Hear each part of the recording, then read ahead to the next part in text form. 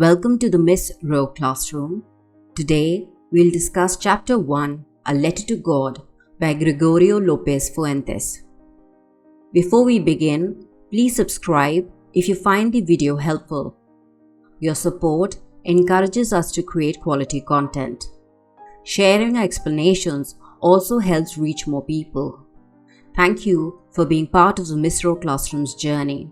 Now let's continue with the explanation.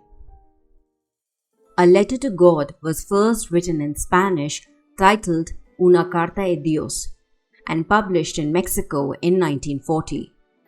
Lencho, a hard-working Mexican farmer, eagerly awaits rain for his crops. When rain finally comes, he joyfully calls it gold coins. However, his happiness turns to despair as a hailstorm destroys everything, leaving his family without food. Despite the disaster, Lencho has unshakable faith in God and writes a letter asking for 100 pesos.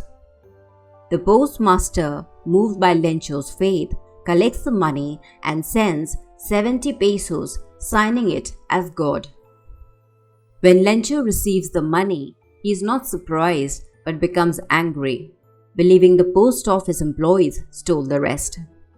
He writes another letter to God asking for the remaining money, but requesting that it not be sent through those crooks at the post office. The story is set in a rural valley where Lencho, a hard-working farmer, lives with his family. His house, the only one in the valley, is on a hill. From it, he can see his fields of ripe corn which promise a good harvest. The only thing the crops need is rain, and Lencho, who understands his fields well, looks expectantly at the sky for signs of a downpour. While the family is having dinner, raindrops begin to fall, as Lencho had predicted. He happily steps outside and describes the raindrops as silver and gold coins, which he sees as a blessing for his crops. The children playfully collect the hailstones, unaware of the disaster unfolding. However, the rain soon turns into a violent hailstorm with strong winds. Large hailstones destroy everything: the crops, trees, and flowers, leaving the entire valley covered in ice. After the storm passes, Lencho and his sons survey the damage. Lencho, heartbroken, says a plague of locusts would have left more than this. At night, his family grieves. They have lost an entire season's harvest and face hunger. Lencho is devastated to see his entire harvest wiped out by the hailstorm, leaving his family without food or income for the year. Despite the disaster, Lencho remains hopeful and firm in his faith in God, believing that divine help will come. He assures his family that no one dies of hunger and decides to seek help directly from God. Since he can read and write, he pens a letter to God explaining his situation and requesting 100 pesos to replant his fields and sustain his family until the next harvest.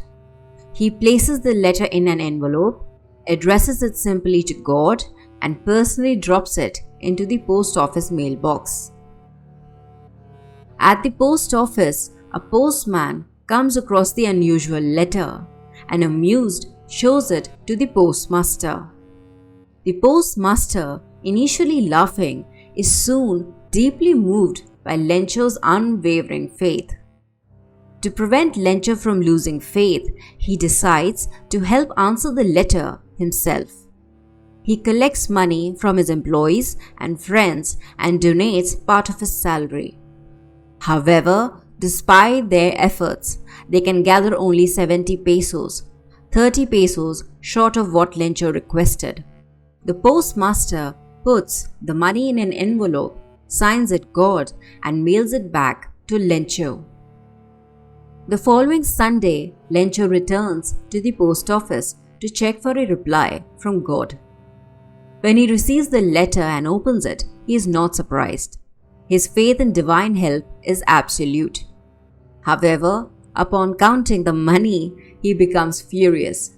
He is convinced that God could not have made a mistake or sent less than he requested. Assuming the post office employees must have stolen the remaining 30 pesos, Lencho writes another letter to God. In this letter, he asks for the rest of the money, but requests God not to send it through the post office, calling the employees a bunch of crooks. Now let's move to the themes present in a letter to God. First, unshakable faith in the divine. The central theme of the story is Lencho's unwavering faith in God. Even after losing everything to the hailstorm, he does not doubt that God will provide for him. His faith is so strong that he writes a letter to God, completely believing in divine intervention. Second, innocence and simplicity. Lencho represents a simple, hard-working farmer who trusts God without question. His childlike innocence makes him believe that God will personally send him money. His inability to recognize human kindness adds to the purity of his character. Third, generosity and human kindness. The postmaster and his employees show compassion by collecting money to help Lencho. Even though they cannot fulfill the entire amount, they give as much as possible to protect Lencho's faith. Their act of generosity demonstrates human goodness and selflessness. Fourth, irony. The story contains situational irony, as Lencho believes the post office employees are crooks, when in reality they were the ones who helped him. Despite their kindness, Lencho misjudges them, assuming they have stolen part of the money. The irony highlights the difference between faith in God and mistrust in humans. Another critical point in the chapter is the conflicts present in a letter to God. The story highlights two significant types of conflict. First, conflict between humans and nature. Lencho, a hard-working farmer, depends entirely on nature for his livelihood. The rain is a blessing initially, as his crops need water to ensure a good harvest. However, when the rain changes into a hailstorm, completely destroying the crops, nature turns destructive. This conflict illustrates humans' helplessness when faced with nature's unpredictable forces. The storm wipes out an entire season's worth of work in just an hour, leaving Lencho and his family in despair. This conflict reflects the harsh reality of farmers' struggles. Even their hard work cannot protect them from natural disasters. Second, conflict between humans themselves. The second conflict arises due to Lencho's misunderstanding of human intentions. The postmaster and his employees show kindness and generosity by collecting money to help Lencho, wanting to preserve his faith.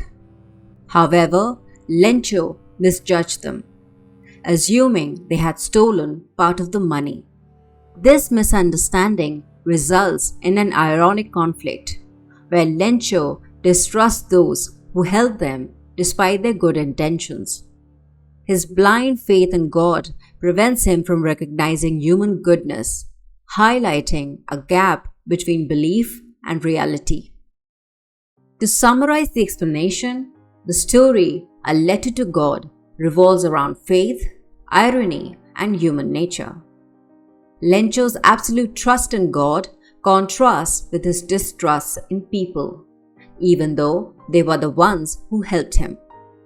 The situational irony lies in the fact that the people Lencho accuses of theft are the ones who sacrificed to help him. The story highlights hope, generosity, and innocence while also reflecting on the simplicity and blind faith of rural people. This concludes the explanation of the chapter A Letter to God by Gregorio López y Fuentes. Please visit our website mistroclassroom.com for summaries, literary devices, character sketches, themes, vocabulary, and notable expressions. You can also find important passages and question answers for Class 10 English chapters or poems, including extract-based questions. Stay tuned. In the next session, we'll discuss Nelson Mandela, Long Walk to Freedom. If you like the content, please press the notification bell, subscribe, like, comment, and share the video. Bye-bye.